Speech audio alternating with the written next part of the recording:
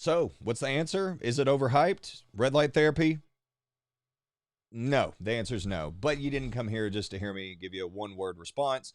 So, I'm going to give you some explanation on why I think it isn't overhyped. And it's pretty easy to see that if you go on YouTube, it is almost unanimous among the anecdotal evidence that it works to varying degrees for all sorts of things. And so, definitely from an anecdotal experience, there's not too many voices of people out there saying, "Nah, it's not really, oh, it is what it is. It's not overhyped." Now, I will say that when I first got into listening to everyone talk about red light therapy, I thought, well, I mean, why can't you just go out in the sun? I mean, those spectrums are there, and especially if you're doing it earlier in the morning and or in the evening, why can't you just get that light exposure then? And of course, there's a few answers. Number one, I'm right now in an area where I can go out just about any part of the day, and it's not too cold to do that. Although, you go outside when it's cold and you get your cold exposure, but obviously some people are in much colder climates. And so the ability to get that sunlight is going to be more difficult. And there's also the fact that the light exposure that you have access to might be limited to just your climate. Do you have a lot of clouds? If you got a lot of clouds and you don't have much exposure to the sun, then of course there's going to be limit to how much you can have there. Or if you just want to be more consistent with getting that exposure, then yeah, it makes sense to have a red light. And the problem is like if you're out during the middle of the day, you may get UV light, more UV light than you want. And so that's another thing, as well as early in the day. Of course you could get that nice red without the extra, as much of the intensity of the blues. Same with your sunset time. But the thing that I think most convinced me that the red light itself as a product that costs money that you could invest in is the fact that I want to expose parts of my body to red light that I can't really expose regularly outside. Now, number one, that can just be my chest. I can go outside during the middle of the day. I can only get so much of that before I might get burnt. So again, I am sort of limited there, but as I tan a little bit more and, get used to it, I can do that. But there's other parts of me, such as my butt or my lower body, where I have found it beneficial, especially the potential hormonal benefits, and just let's just say reproductive organ benefits that are potentially there for you. You're probably not going to have a good time with your neighbors, or you might, I don't know, but you're not going to have a very acceptable time if you're trying to get red light exposure to certain parts of you that are normally covered by just going outside, right? So what am I saying here? I'm saying I at one point was kind of like, man, red light does seem like red light therapy in terms of like going and buying a product to do what the studies seem to say are all good, but why can't you just get it from the sun? So maybe red light and, this therapy that you can get from these certain wavelengths is great, but, is it really worth getting a expensive red light device to be able to get that same sort of exposure? And I just at first kind of said there can't be any reasons, especially not where I live. I probably don't need to invest in one, but as I looked deeper and deeper into the varying benefits and, trying to work around the limitations of getting out, say, early in the morning, getting the late night exposure, trying to avoid UV rays, being able to expose certain parts of my body to light or not, it just made sense that a quality device is definitely worth it. So for me, that answered the question. Yeah, it's not overhyped. And the studies are all there. So we've been primarily talking about anecdotal and me talking through my thinking, but the studies are all there. I'll screen share real quick and show you this. See if I can get the screen to actually line up the way I want to. I believe you should be seeing that now. Yeah. So, I mean, there's just tons of benefits and there's tons of studies. I mean, you type this in Google, red light therapy benefits, PubMed, and it's going to just give you tons and tons of stuff. There's a lot of studies on this. So Even just the top one here, enhances mitochondrial ATP production, cell signaling, growth factor synthesis, attenuates oxidative stress. Great. All good stuff. The mitochondrial ATP production, I think this is probably great for just like skin cell regeneration and whatnot, but I'm not going to lie. I really think red light to my face, red light to my skull, and potentially red light to the genital area, at least for men, I really do think may enhance overall well-being and energy. That's my experience. I'm saying I think because that is my anecdotal experience. It does that for me. And I'm still experimenting with this. I'm still fairly early in on red light therapy. But so far for me, I really think that is truly a thing. Reverse skin aging signs by red light photobiomodulation, which is just fancy for the red light therapy. Okay. Let's look at this one real quick. Just read through it a little bit. Not too worried about anything besides the results here right now. Of course, if this was a longer video, we could, but looks like they measured this in 1, 2, 3 months after use. Progressive and confirmed interest of LED photobiomodulation to reverse the visible signs of skin aging. All volunteers observed an overall improvement in skin quality. Conclusion, all the results observed confirm the interest of using photobiomodulation to reverse the visible signs of aging. The results last for up to 1 month after stopping the use of the mask. So this was a mask use here, which is a sign of lasting structural and functional rejuvenation. So says they last for up to 1 month after stopping. This is not, to me, like, it doesn't look like this particular document's going to go super in-depth on all those different things. I would want to ask the questions of like, well, okay, so they measured 1, 2, and 3 months. So did they not see it effective at the 2 and 3 month place? That would sort of resonate with, I forget what his name is, but he's got a YouTube channel and he talks about, I think, exclusively red light stuff. And I believe he had taken a break, and it was about after a month he started having more, I want to say like lower back and neck pain, maybe it was. And that was just anecdotal, but it seems to correlate with what we're seeing here, that if you stop it, you're going to see that you kind of go back, you go backwards.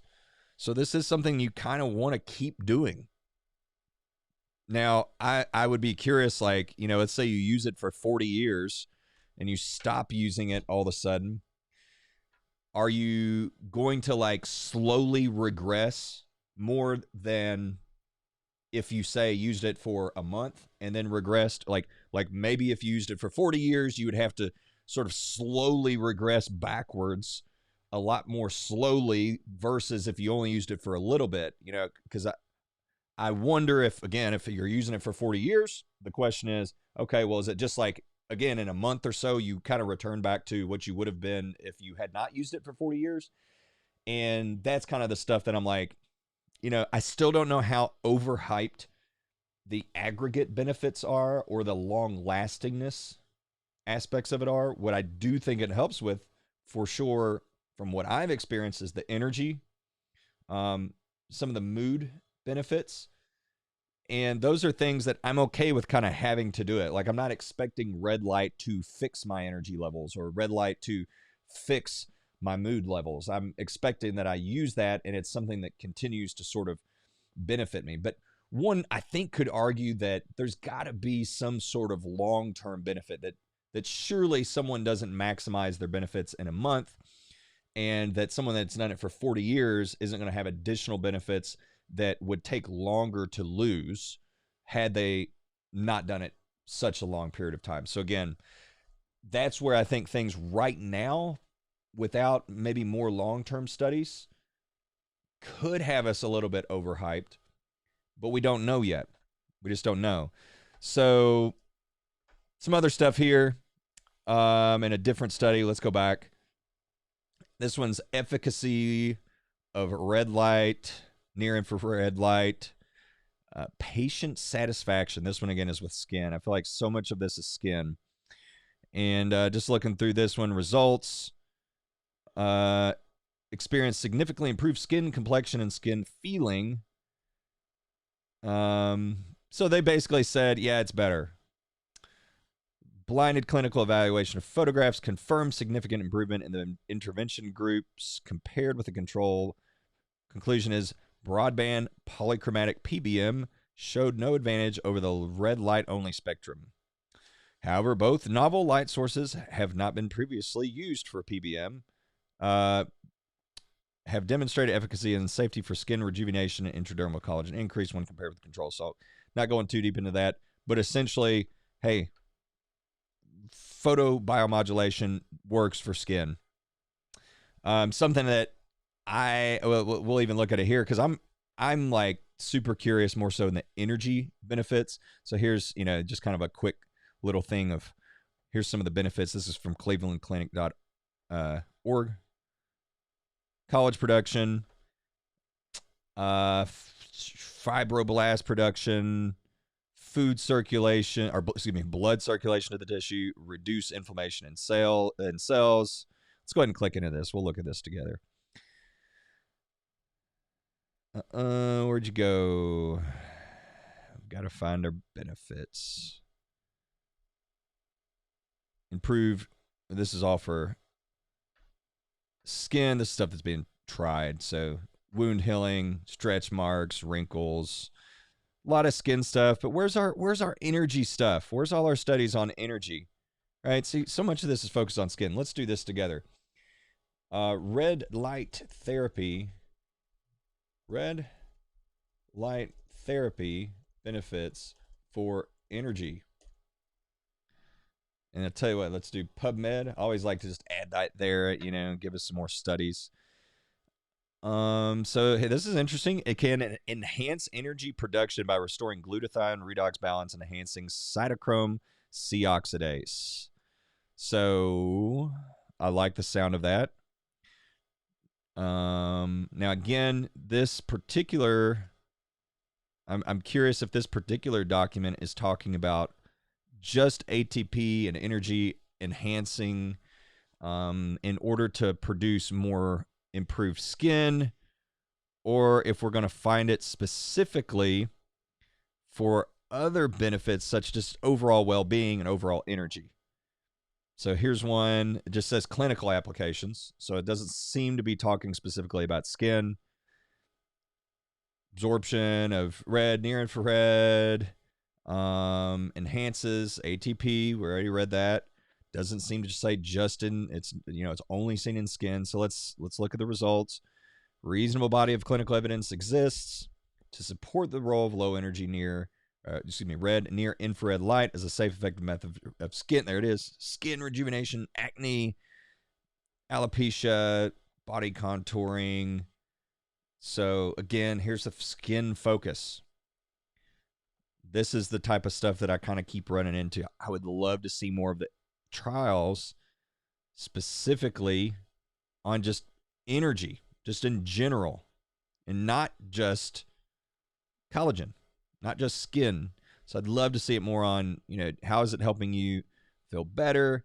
How is it helping you, and here's one on muscle recovery. So you could argue if, and I have seen studies on muscle recovery. We'll bring up this as well. So red light therapy, muscle strength increase, PubMed.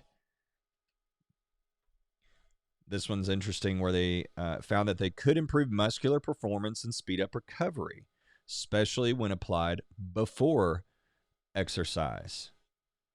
So it does, and I was aware of this study, and that's why I typed this in. But it does seem like, again, there's other benefits that go beyond just skin. So the skin stuff's great. But what about all this other stuff?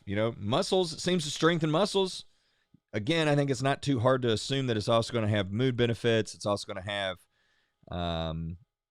benefits to potentially just overall energy levels. We may even try typing in red light therapy. Let's see, red light therapy and mood. Again, PubMed's the magic word. I don't know why this. Oh, it's because I hover over this. Okay, so here we go. Blue light therapy has been shown to be effective and safe for treating bipolar depression, which is super interesting. So, therapeutic response, reduced long-term, the impact of long-term therapy. So there's some stuff on blue light being good for, and this is not super relevant because we're not talking about blue light primarily right now, but that's good to know. Interesting. Effects of red light on sleep and mood in healthy subjects and in individuals with insomnia. Right, so let's kind of start here with conclusion. It can increase subjective alertness, anxiety, and negative emotions in both healthy subjects and people with ID.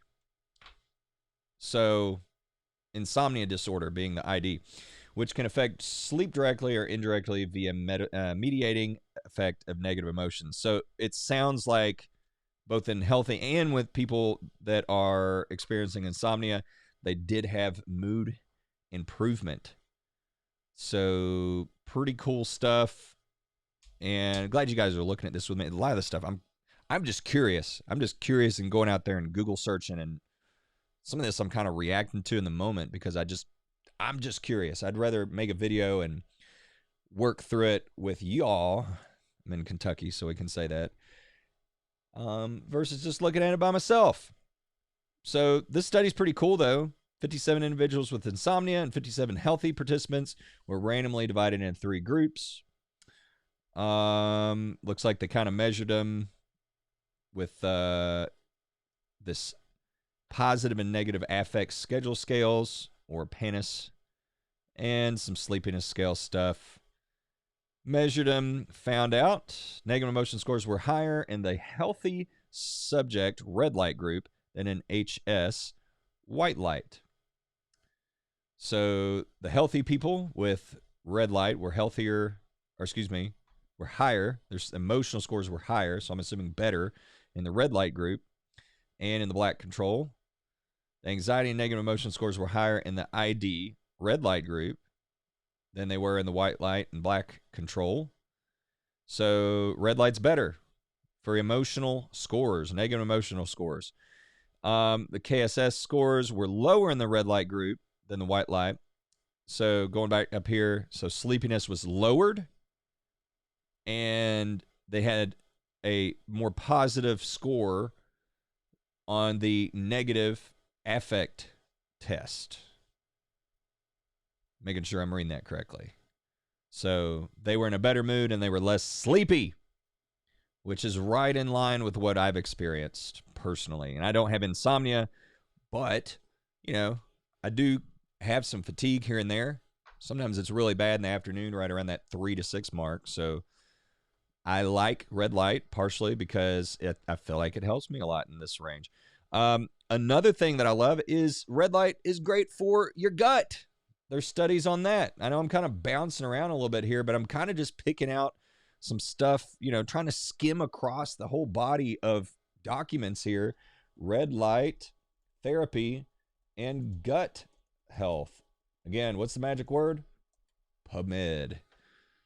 Pulling this up. Near infrared light can improve intestinal function in rats by reducing oxidative stress and increasing BDNF levels in the hippocampus. It's a rat study, but that's pretty cool.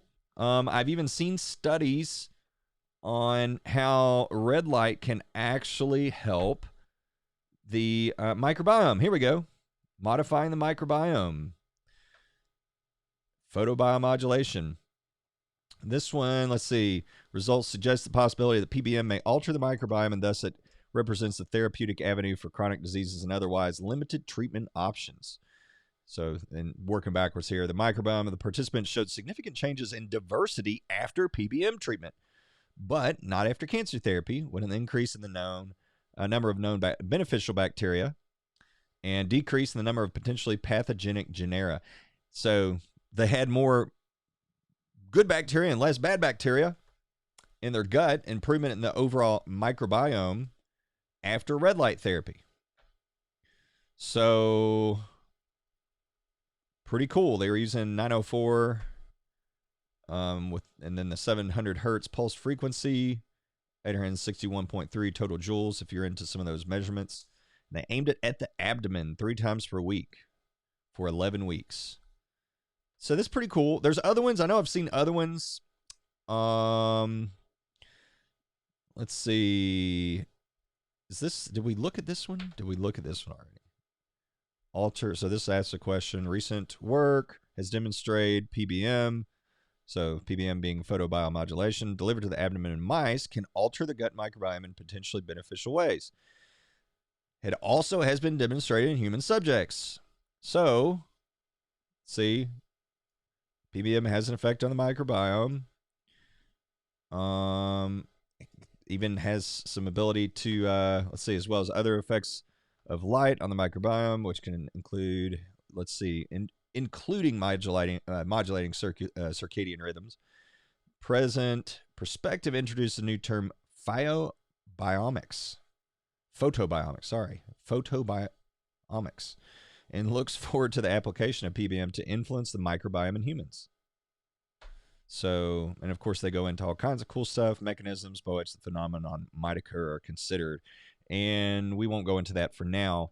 But I think what we've covered so far is pretty sufficient to suggest that red light therapy, from both a real standpoint, and I shouldn't say that because anecdotal is not necessarily real, right? I heard someone, I forget who, say, you know, I don't have to see a study on something to feel its effects. So, you know, if I go to get anesthesia, I don't wait to fall asleep until they've proven it to me in a, you know, peer-reviewed study.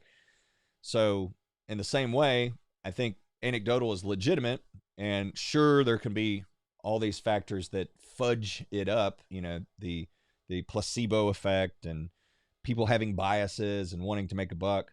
But it seems like across the board, both from anecdotal and from published studies, we're seeing red light is not overhyped. You've got skin improvements, albeit we're still questioning, like, well, how long do these last? How long, you know, like how far can it really progress? So I think there's still so much murkiness around the skin stuff for me. Maybe I just haven't seen all the right studies yet. So if you got them, you know of them, send them my way. Be happy to review those. Maybe we'll do another video.